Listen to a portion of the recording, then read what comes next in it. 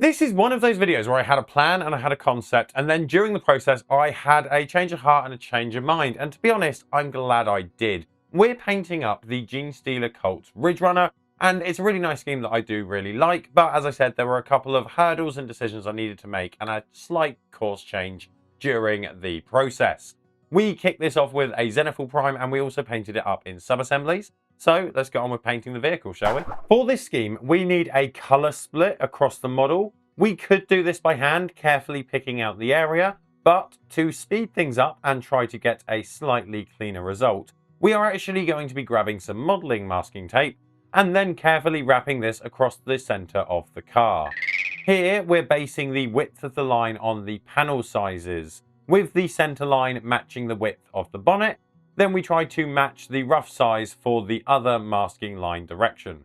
On this model, I'm actually looking at doing a medical theme for the paint scheme. And the reason for that is, as you may know from my Genestealer Cults, I'm trying to make it clear that all of the equipment, vehicles and things like that have essentially been looted from other purposes and then used in the rebellion and the uprising of the Genestealer Cults. And I think medical works really well, but for that we're going to need green, which in my head links to medical and ambulances and things like that. So well, let's get started with a green. This first step can be skipped, however it helps to tint the source that we're working from, giving us a good guide. So we're going to be doing it here, and what that is to apply a semi-transparent application of a phthalo green. We're going to be applying this with a relatively large brush, and it's just there to tint the zenithal into the green tones, giving us nice rich dark shadows as well as lighter raised panels. This will essentially become our map for the next steps. And first off, we're going to be kicking it off with a wet blend, and we're going to be blending this on the model on the bonnet. We will start off with a dark green, which is about the same color as the recesses from our previous stage, as well as a brighter color, which will be the mid to highlight tones of our panels. We will want to work in a semi-fast manner here, laying down the dark paint into all of the shadows where the panels are darkest, then adding some of the lighter green onto the lighter areas and mixing this onto the car across both colors, giving us a nice smooth transition from the dark shadow to the brighter raised panels. We will want to work in smaller sections when doing this to ensure that one paint doesn't dry too much before we come back in and try to mix the lighter paint into it.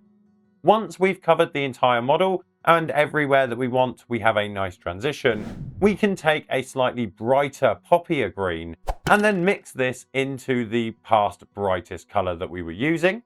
This can then be used to apply an edge highlight over all of the edges as well as some of the brightest sections of panels, which will give a nice level of separation across the model. Once we've gone around and applied all of our edge highlights across the model, we should have some really nice crisp separation. But this isn't the only highlighting we're going to be doing. What we want to do is try and achieve a sort of natural over atmospheric highlight. And this could be achieved really easily if we were using an airbrush for the entire paint job, but we're not. We're using paintbrushes and hairbrushes. So what we're going to need for this is a relatively large soft dry brush. With this large soft dry brush and the same mix of paints that we used for the edge highlights, we can lightly run the brush across the entire surface of the vehicle. We don't need to worry about the edges naturally, as we've caught them when we did the edge highlights. Once the overall brightening process is done, we will need to re-highlight the car in the form of edge highlighting, but this time we're going to use the bright green from our earlier mix. This bright green will sit nicely over the past work while giving us a nice bright pop on the corners and the edges. This essentially sorts out the green armor panels, meaning that we can move on to a semi-satisfying step, which is that of peeling the masking tape. And as we peel it away, we can see there was a small amount of color bleeding. This isn't really a problem because we're going to be coming in and touching up the whites anyway. So what we can do is quickly scrape away any texture and then apply a thin coat of grey in order to cover all of the areas that we've had seeping, as well as brightening up all of the zenithal panels before we darken it back down again with a thin black wash, which will also have the benefit of picking out all of the sculpted details and recesses. Now, we're getting really close to one of those areas that I said I had to make a kind of course correction and a change of heart moment. But before we do that, we need to paint up the whites and finish them off, but they're currently needing to dry. So Essentially, let it dry, but we need to make sure that we're keeping the vehicle relatively flat so they dry in a nice neutral way and we don't have any weird excessive angular pooling. To push the brightness of the whites back up after the wash round, we're going to grab the light grey from earlier and then start to apply some thin coats across the main body of the model, leaving the now greyed washed areas in the shadows and the recesses. This, once applied, will then be followed up with another application of a thinned pure white. Again, as I said, thinned and applied over a couple of coats. We want this white to be mainly focusing on the brightest panel parts and naturally the corners and the edges. Once this white is applied, we should have a really nice dirty white, which looks really good and well suited for this model. Now we've essentially come to the bit of the model where I had to do a change and a course correct, and it's not exactly what I envisioned when I started. When I kicked off the project, what I wanted was a green vehicle with a white cross covered in rust and wear and tear and things like that. However, when I was doing that, I realized that the defining feature that I'm using to tie this army together is the red of the riders. And on this particular vehicle, I'm not attaching any riders or companions or anything like that, which means there's no red on this model. So what I needed to do, or what I've decided to do, and I'm quite glad I did, I swapped out the white cross and made it a red cross. So that's what we're going to be doing now. We're going to be swapping out the color and getting a really nice looking red cross on our green vehicle. We are going to start off by taking a bright red paint and then thinning it to the consistency of around a thick glaze. Then we can use a small amount of this in the brush, which will avoid the need of worrying around too much paint being released and a load of pooling appearing on the model.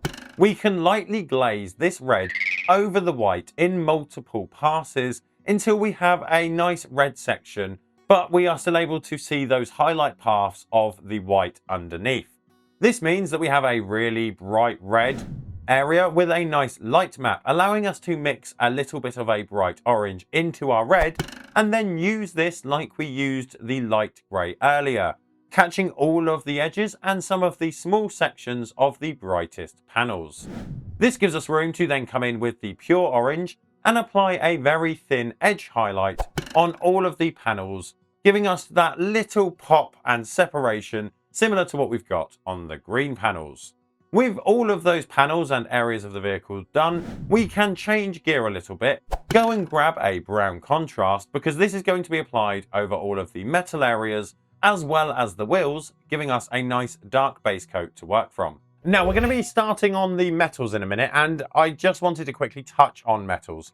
As you know, if you've watched any of my videos, I'm quite a fan of the Roberson Liquid Metals. They are a paint that isn't that easy to get hold of. Mainly you have to be in the UK is my understanding. I don't know if they're outside of the UK, and they are a little bit tricky to work with because they're not specifically designed for models.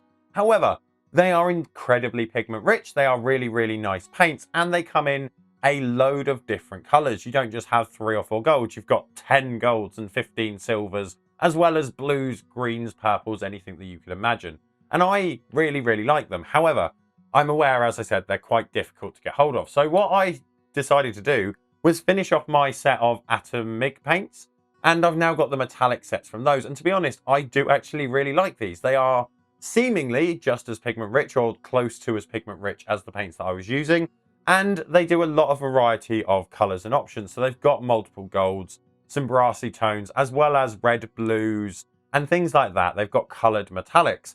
So I might start switching over to these for the YouTube videos because I think these are more attainable and easier for people to pick up. And if they want to follow the exact recipe using the MIG paints than it is to use the Roberson Liquid Metals. But I'm still sticking with my guns. I do like Roberson Liquid Metals, and I might have to do a head-to-head off and see which ones are the best metals. With that all said, that's my tiny little bit of tangent about the metals that I really do like because I like metallic paints.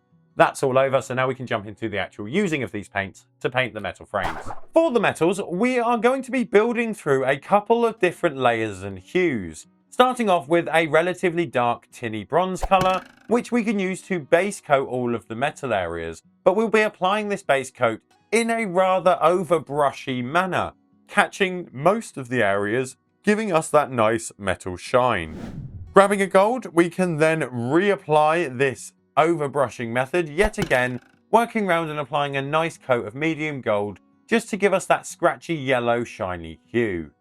then we need to add a little bit of wear and tear, and we can achieve that by touching a little bit of bright silver on some of the edges and most upward facing panels. We do need to come back to these and sort out the metals and finish them off in a minute, but we do need them to fully dry to do that. While we wait for that, what we can do is grab a light grey and we can dry brush this all over the wheels and tyres, picking out all of the ridges, tyre grooves and everything like that. Once that is dry, the metals should also be dry. So what we can do is grab a dark, muddy green wash and then apply this over all of the metal areas as well as the tyres, which will give us a nice amount of recess shading and a little bit of wear and tear. And once the tyres are done and all of that metal is shaded and the washes is dry, we can essentially slap it onto a base and we have a really nice Ridge Runner with a red cross and a lovely amount of green armor. And I do really actually quite like how this came out. However, you may already have noticed this is where we have the second change from what I'd initially envisioned, because initially, as I said earlier, I wanted it to be green and white and covered in rust and wear and tear. I've got a load of weathering effects and paints and pigments that I had planned to use on this model because I really wanted to demonstrate, try out and show off the variety of weathering techniques that we can apply to one model and it still look nice and it not being a little bit too much. However, I actually really like how this came out. Obviously, let me know down below how you think it came out. If you like it, don't like it, should we have kept the white? I think the red ties it into the army, but because of how much I like this and how it came out, I've decided that I'm not going to apply any of the rust, wear and tear and things like that. I'm going to leave it as it is. I obviously have the benefit of I can come back later on and apply all the rust, wear and tear if I want to, because all of the steps I was going to do for this video are post here. So we'll be applying them on top of the paint. So I can do that in the future if I need to. So it's not massively a loss, but I'd rather keep it here. And I guess like kind of moral of the story is we're always told you should always push yourself to the hardest limit. You should spend as much time as you want until it's done. Never are you able to reach perfection, but you should always try. But sometimes if you've done something and you like how it looks and you like how it came out, maybe just appreciate what you've got, enjoy the moment and yeah, just stop and potentially move on to something else. So that's what I'm going to be doing. I might have to buy another Ridge Runner to rebuild the original vision, or as I said, stick a little bit of weathering onto this guy and we can just do that as a supplement video later on. So this is how it came out. As I said, you've seen how the model looked. Let me know what you think. And to be honest, I like how it came out, which is why it's staying as it's staying. I can't give it really more of a sign that I like it more than the fact that I'm refusing to change it.